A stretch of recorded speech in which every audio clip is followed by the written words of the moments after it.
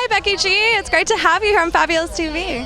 So let me ask you, what brought you out to the Despicable Me premiere? Because they told me everything was going to be yellow, and yellow's my favorite color. I'm just kidding. No, it's Despicable Me. It's like, honestly, I don't care how old you get. These are movies that at the end of the day have such a good message, and they kind of like bring you closer with your family, because I remember watching the first Despicable Me with my siblings, and now I'm here on the carpet with them, and like they would kill me if I came without them, and it's like really become like a little tradition, I guess you can say. So it does. It means a lot to me. It has like a special place in my heart. Now, you're a recording artist. How do you feel about the music with Pharrell?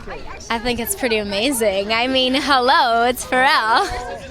Do you feel like Pharrell's now part of the Despicable Me French fry? I think so. I mean, when you play such a crucial part, the music, right? You think about the moments and the ups and the downs, and when you have music that complements that, you literally become one with the story. And like for me as an artist, a musician, like making music, like there's nothing that's greater than when you're complementing a story, right? And so you can do that with lyrics or with the sound and make the people feel something. It's pretty amazing. So if you could be part of any movie, what would it want to be for singing for a song? Despicable Me. I would say that, hands down. Like I said, I may be an adult now, I'm a big girl, but I mean, if I got to play a minion, I feel like I could bring out, you know, my little minion voice someday. Why not?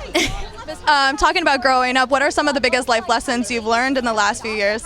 That it's impossible to please everyone, especially growing up in this generation. I feel like we're exposed to so much so early, and there's a lot of pressure to be a certain way, look a certain way, talk a certain way, and the reality of it is you can only be you. And you won't ever find true happiness if you're trying to fit into other things. Like if you're shaped as a star, do not try to fit into a triangle. Like it just doesn't work, you know? So that's kind of been, I think, my biggest lesson. And where do you go to escape all the pressures? My family, for sure. I grew up, you know, in LA. I mean, I was always moving, and we were kind of always struggling as a family, and so it wasn't necessarily like a house that we called home, it was the family that we called home. And so it didn't matter where I was in the world, I could always count on my family, and they're like my sense of normality, although I'm very not normal.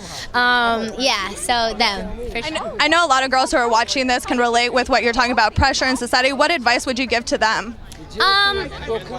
As hard as it is to sometimes just like look in the mirror and like what you see, like you have to look at the glass half full, not half empty. Like the grass is always greener on the other side. You got a small booty, love it. You got a big booty, love it. I mean, everything about you, you gotta love it. You know what I mean? Well, thank you so much for your time. Thank you. Awesome seeing you guys.